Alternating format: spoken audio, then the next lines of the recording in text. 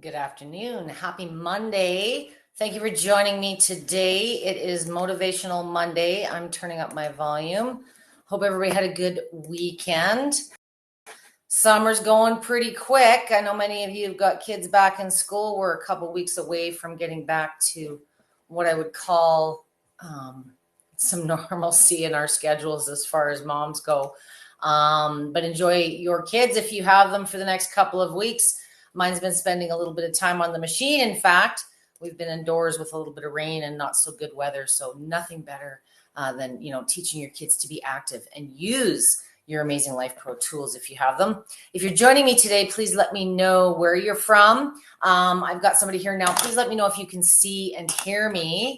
Isn't that funny? I was looking for my other glasses before the live, and here they are sitting right in front of me. So I'm just going to do a switch. Today we're going to talk about minimizing vibration to the head. I want to start with saying it is not a harmful thing to get vibration in the head, but it does for some take some getting used to. Maybe there's reasons you've got sensitivities there. Perhaps you're dealing with some type of neurological medical concern, and you're recovering from that. So there is no harm to getting vibration to your head.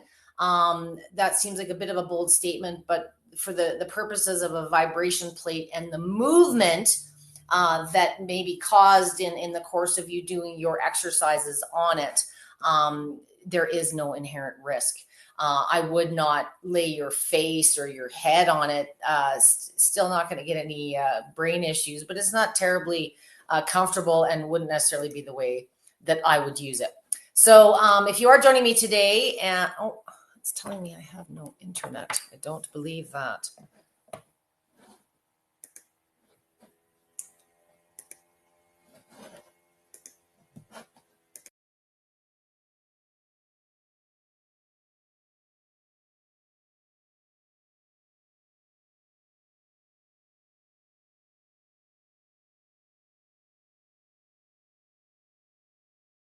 My apologies if I lost any of you there.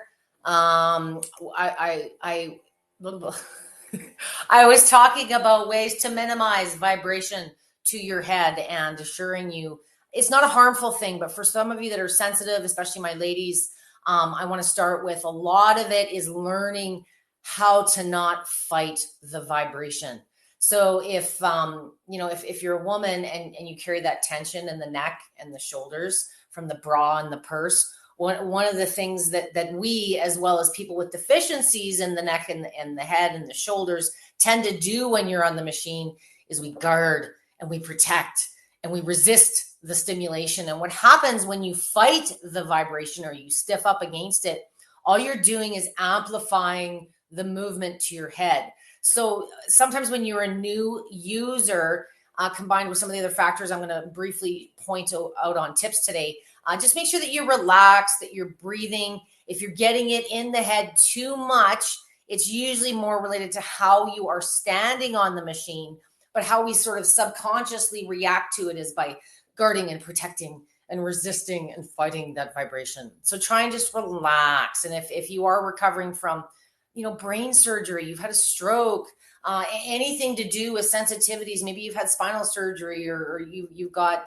scoliosis, there's always a way that you can modify how you personally use the machine for the sensitivity. It's not a setting, it's not a time, it's not a program. It's about being curious, and like many treatments in life, you're gonna have to try a few things and see what's best suited for your needs, and in this case, for your tolerance. So today should be called Developing Tolerance for Head Vibes, because you're missing out on so much if you're afraid to stand on the darn thing. But I want to show you how to, dispel a few fears. And I assure you, the more that you spend time on your plate with some of the tips I'm going to show you today, the more likely you're not going to have head vibes in the first place. So I have a very few amount of notes today. I want to drop, for those of you who do not have this accessory, I'm a big fan of using a block, a step, something equal height of the machine. And what this is, I've just dropped in the link. Example number one, I'm using a couple of tools today that I know once I get rambling, I'm just totally going to forget. So I'm going to drop them now. Couple of accessories. If you are already using them with Life Pro, you may or may not be. And then I'm going to come back because I'm sure you've got some ideas. But today I've got the Life Pro Aeroflex step beside if you have good balance or using the Horizon ball. That's another idea. You could place it beside the plate. I'll get to why we're doing this. But there's a few different ways that you can minimize head vibration. If you are joining me today because you had a bad experience and you just want to reduce head vibration, these tips are applicable. But I'm speaking to those that have known sensitivities. You can't jog, you've got vertigo, there's a number of different reasons, tinnitus, migraines, that vibration at any given moment in time may or may not be the most comfortable thing for you. And a lot of times, if you've got a pre-existing condition or you are sensitive to movements in the head area, guess what? You're moving your head. You're not vibrating or shaking your head. There's a lot of bad stigmas around whole body vibration, which are actually coming from more like occupational sources like tappers and jackhammers and things like that. So the word whole body vibration doesn't always have the best meaning when you jump on the internet, depending on whether you're talking about the plates or you're talking about occupational tools, big yellow things with 4 wheels. Not related. But if you are dealing with a known sensitivity, your doctor, you just had like recent fusion to your spine and your neck, you're prone to migraines, nausea, things like that. Standing on a vibration machine incorrectly can really just feel like you've just gotten off a boat for some people. And again, a lot of the things I talk about and how you use your machine starting out are completely opposite of what is in the manual of pretty much every machine out there, because we're not dealing, when you're dealing with especially sensitivities above the neck, medical conditions, we're not dealing with general population. So some of the things I talk about, it's not that there's a right or wrong. These are all ways to modify and understand how to use your plate for your sensitivities and learn how to navigate, how to change how that stimulation feels, especially if it's hitting you in the head. So the first rule, stay away from slow speeds. Everybody thinks these are like a treadmill. We should start out slow. And somewhere 10, 20, 30 years ago when these machines came out and people said start slow, they should have been saying start conservatively. But very commonly you guys start on a slow speed. The slow speeds are like being on the Horizon ball or a balance board. They are meant to destabilize you. And the best way to sort of get a feel for this and see what it's going to feel before you commit to standing on it is in a stool. So if you are sensitive to head vibrations or sensitivities in the head to begin with, the neck, don't stand on the plate for your first time. Sit on a stool or a chair if that's all you have, and sort of just get used to how this feels and operates. The next tip I'm going to give you are going to be more related to you being able to stand and how to minimize the vibration. So if you're dealing with fatigue, you can only stand for short periods of time, feel free to sit longer and stand while you can. Nothing says you can't mix up your weight bearing, your standing, and your seated to give yourself more machine time. So for those of you that are able to bear weight, we are now going to stand up. And the number one reason, as I stated, that you get poor head vibration is you're starting on a slow speed. Naturally, when you get on a vibration machine for the first time, you stand because that's what you see at trade shows and that's what all your friends are doing. But there's a precursor to the standing. And this is the number 2 reason people get crazy head vibes is the knees are not bent enough or not at all. So if you are locking your legs, go ahead and do this. It's not going to wreck your knees. It's not going to wreck your head. But what you're going to notice, and many of you do this because you can feel it shaking more in those spots that you might want to be toning. Just because it's shaking certain body parts more doesn't mean it's doing much more than moving lymph and circulation. But do you hear my voice? When your legs are locked and you're standing very tall, you're kind of like an A-frame. You're like a pendulum. All of the movement, the only place it has to go is straight up. So to the head and the neck and the shoulders. And then, as I stated earlier in the session, we, especially as women, have a tendency to fight and protect and guard ourselves on the machine. So just relax, let it move you. Feel where it moves you. If you're unable to unlock your knees, or the next best way to reduce head vibes is just to bend your knees a little bit more. If you can bend even slightly more than just unlocking your knees, you're going to eliminate 95% of the head vibration, because now the muscles are starting to actually do a bit of work.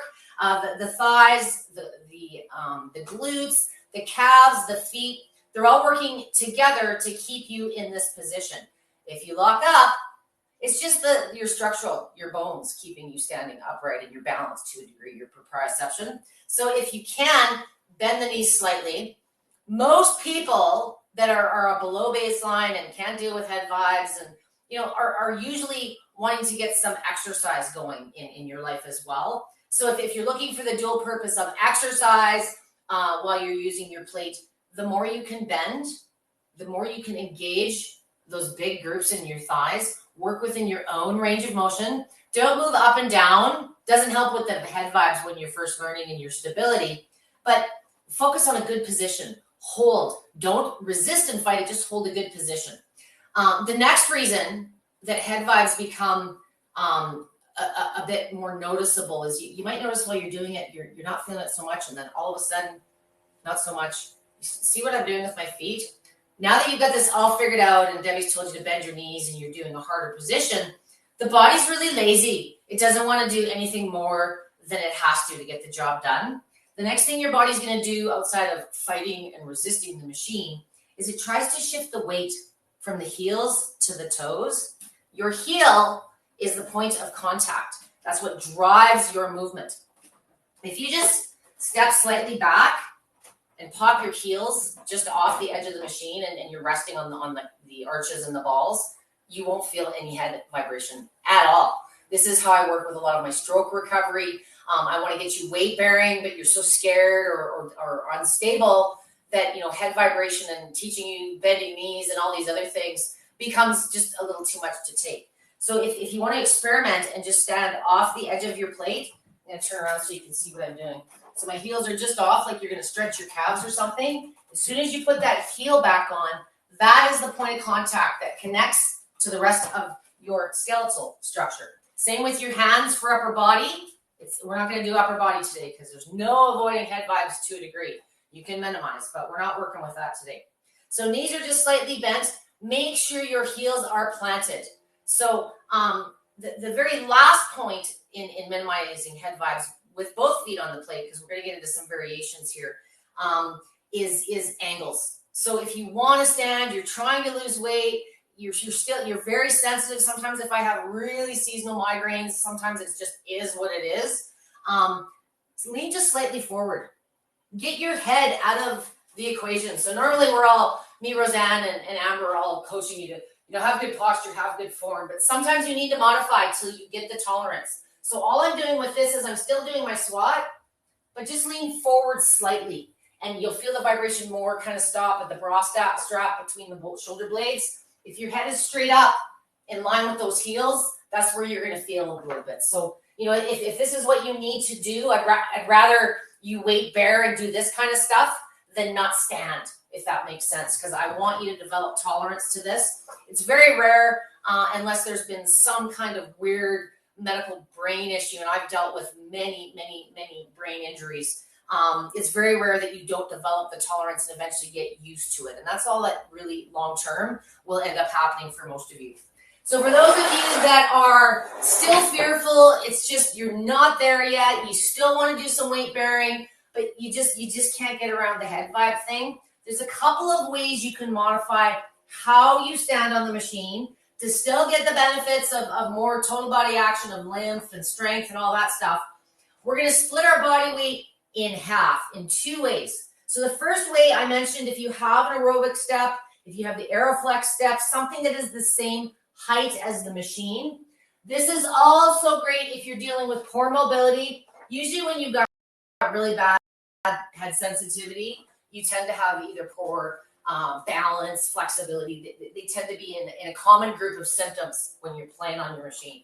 So what I'm doing here is I'm working half of my body on the machine and half is on kind of dry land. So I can shift my weight to the leg that is on the step. I'm not feeling any vibration above the head. I still don't want you locking your legs. You'll feel if your legs are locked, you're still getting head vibration. Not as much as when both were on the plate, but you're certainly getting some. If you bend those knees, you'll be able to get a little bit more action into the leg. You're just going to have to do one side at a time. So this is a great way to use the Aeroflex step for those with mobility concerns, head sensitivities, and it just gives you more surface, the same height as your platform to work with. For those of you that do not have an Aeroflex step, you could do something like a lunge. So here's another variation that you can do. So we're going to put 1 foot on the plate. We're going to keep 1 foot on the ground. You could also put the plate, the Aeroflex step behind. But if you don't have a step and you want to start working towards this and don't have something to use in this fashion, try a lunge. A lunge is another really good way to build strength, certainly in the lower body, challenge yourself a little bit more, but you're taking a lot of the head vibration away because we're not putting both feet on the platform.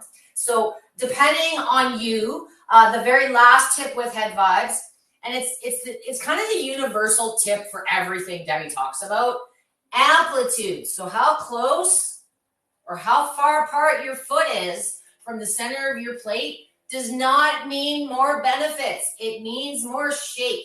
It means more movement each time the plate moves. So if you have head sensitivities and we're doing all these things to minimize it, don't put your foot out on the outer edge. It's the most movement. And if you're doing half body exercises on the machine, the plate is having to work a little bit harder because it's got all of your mass on one side of the platform. So if you're a bigger fella, or if you're doing things like this, where you're doing like single leg exercises, the machine is having to carry your mass the whole way. So generally speaking, and again, there's no perfect way to cross the finish line. Every trainer's going to have a different way to get from point A to B. My preference personally is no more than hip width apart. If that's still too much action, sometimes the head vibration isn't so much the vibration, but how strong it is. Try just bringing your feet closer to the center. And, I'm not saying to do maybe all your squats and everything like this, but for just basic standing, feel good stuff, you're lacking being able to bend the knees, the range of motion isn't there, or the range isn't in the ankles to get lower. Bring your feet closer and work with a mid to higher speed range. It's going to be smoother, more tonic. It's going to be less choppy and more like true vibration. So I think you'll find the mid or high speeds. And I always do all of my sessions in oscillating. Oscillating as a movement in itself is another way to minimize head vibrations because your body's kind of alternating side to side, like when we walk. Pulsation, some of the true vertical plates out there where the whole surface is moving up and down at the same time. There's really no getting away from some head vibes just because of engineering, the way that the machines move. Again, something to get used to, but most people, without even realizing, if you've had the opportunity to try both, prefer oscillating for that reason without realizing. So if you do have head sensitivities, oscillating as a movement in itself is a better starting point. It's going to reduce it as a movement, whereas some of the lateral or pulsation may not be as tolerable once you learn these other tricks. So that's just a few things on that. The biggest tip again is making sure those knees are bent. If you are pushing yourself and you're doing some fitness, a lot of times if we're fatiguing without realizing, our body stands us up taller. So if throughout the course of your time while you're standing, you start noticing more head vibration, it's very common that maybe you stood a little taller without even realizing. As I said, the body is always looking for an easier way to get across the finish line. And if there's a shortcut or a way to, manipulate how you're standing or change it, it's going to try. So pay attention to what you're doing. A lot of my clients in the studio, I used to have a long, those door mirrors that you can get at Walmart or those types of places. If you have a mirror placed in front of you on the floor, you can keep an eye on whether you're shifting weight one way or the other. It's a really good way to just keep eye on your alignment, if you will, even if you've got a window that can cast a reflection upon your beautifulness while you're shaking out. So if you don't have an Aeroflex step and you're dealing with head vibes, that's probably my number one accessory for this kind of thing, especially if you're really, really poor mobility, you're going through a long road of recovery, and it's probably going to be a while before you can stand on the machine. This is a great way to get some weight-bearing activity going without, if you're lacking range of motion and those type of things, to suppress the vibration lower to the body. If you have to stand tall, this is probably my number one recommendation.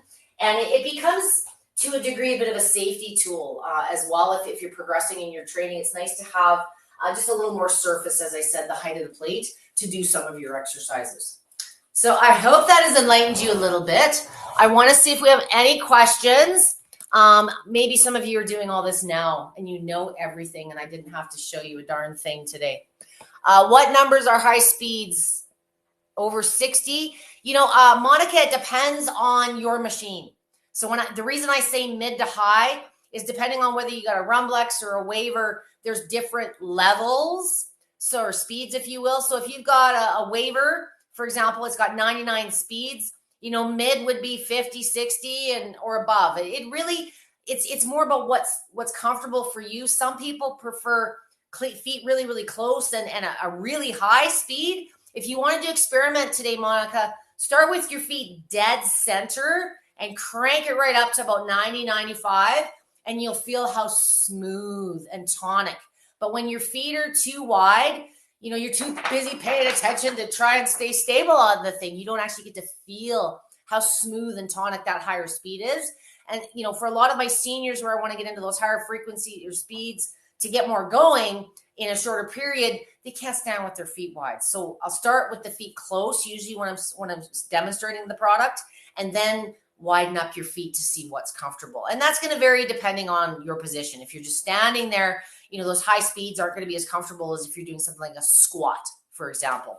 And not related to today's session, but for those of you that like to sit on it and do massage and those type of things, I always recommend, the higher ends. So on your Waver, 60, 70 plus for sure.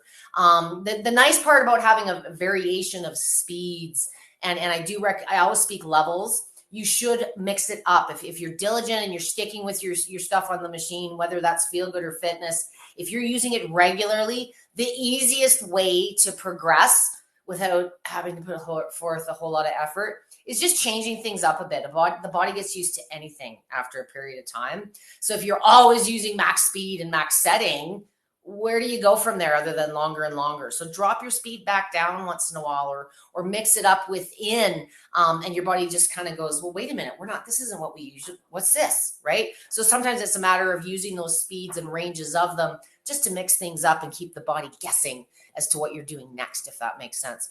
If you're dealing with a Rumblex series, most of them are the 60 levels or speed ranges. So mid would be, 30, 40, and higher would be higher than that.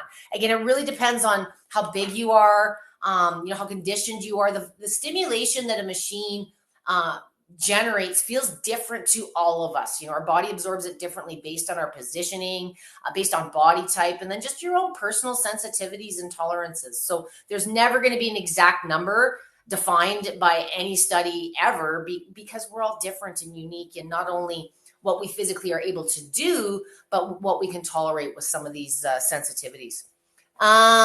What mode can I use to achieve the extension of my legs? I cannot stand up for a long period. I never talk modes or levels. If you cannot stand up for a long time, you need to get some strength on your legs. If you're looking at doing like leg lifts, maybe you're only able to seat yourself using your machine. If you're unable to stand at this point, just start seated and, do what you can. Sometimes it's okay to use the machine more often in shorter sessions throughout the course of the day versus one big main one. If you are dealing with a lack of strength or you fatigue easily, I in fact recommend breaking up your time and not using it as often. The last thing I want you doing is your 10, 15 minutes in the morning and overdoing it or using the energy you do have, and then you're done for the rest of the day. So the best way would be eventually to start doing some weight bearing, standing on the machine, maybe one leg on the floor, one leg on the machine. Anything you can do to push the muscles in your leg to support your mass is going to start building strength. So, you might only be 5-10 seconds the first time. Start somewhere and don't beat yourself up. It's very rarely, especially if you're doing an actual exercise position. I don't want you guys going doing a squat for like 10 minutes. You shouldn't be able to if you're pushing yourself and you're challenging yourself within your own range of motion. For those of you that are just getting out of the bed or off the couch and you're coming from a very below baseline spot, it's more about, maybe you're dealing with neuropathy, swelling, get the circulation and the lymph going in a seated position. And if you can progress to any standing at all, that's going to build up the strength much, much quicker. You will get some benefit sitting, but the machine's not going to do all the work. You have to incorporate mass at some point. I hope that makes sense. And if I'm not going to say your name right, I'm going to say Han. If you do find, you're limited and you're only able to do seated for a period of time, rest your arms on your knees, get a little bit more body weight into it that way. Put a 10-pound bag of potatoes or rice over your knees. If you add mass, how you can. And sometimes just building a little bit of strength will support the standing. And don't beat yourself up if you're not standing for long periods yet. You will build from that, but you've got to be consistent. Daily use is completely fine. Multiple times a day. What other questions do I have? Who else is visiting me today? Hello again, Monica. I think I answered that, I hope. And Juan, that's all I have. Everybody's so smart. Everybody learned everything, and I covered every possible angle. So you know everything now, and you're going to share the right way to do this with the rest of the world. So big message at the end of today's is it's a vibration machine, and using one should not be an unpleasant experience. If the head vibes are too bad, if it's rattling your teeth, if it's setting off the tinnitus, very often it's not the machine or the setting that you're using. It's a matter of how you've got yourself positioned, and any position can be modified to suit whatever it is that you might be going through at the time. Today was ways to, for those of you especially that are dealing with deficiencies above the neck, long-term, you're in a recovery situation, you've got some work to do before you're able to do lots of standing. The Aeroflex step or the Horizon ball, as I said, just as an accessory, so you can put half the body on that, half on the machine, is probably the most effective way to be able to stand where you're unable to bend the knees and do some of the other tips I outlined today. I hope you enjoyed today's, and for those of you that are seeing this on a recorded basis, if you do have questions and I missed you, I'm sorry. Please tag me at Debbie with a Y, as always. And I'd be happy to get back to you. Sometimes comments get a little bit heavy in the volume department. And if you don't tag me, I don't always see the notification. I get quite a few of those in a day. So please, if you want to ask me something specific to today's question here, just tag me at Debbie with a Y. For the rest of you, I hope some of these tips worked out well for you, and try them and let me know. I'm always curious with feedback. What works for you may work for somebody else, and what works for you today may or may not work for you today, might work down the road. So keep trying some of these things. Just because you tried something 4 or 5 years ago on your machine doesn't necessarily mean that it might not work for you today. Hopefully, if you're sticking with using your vibration plate and your other self-care tools with Life Pro, you are ever evolving into a better you. So love being with you guys on Mondays. I will see you next week, same time, same place, 7 p.m. Eastern Standard Time.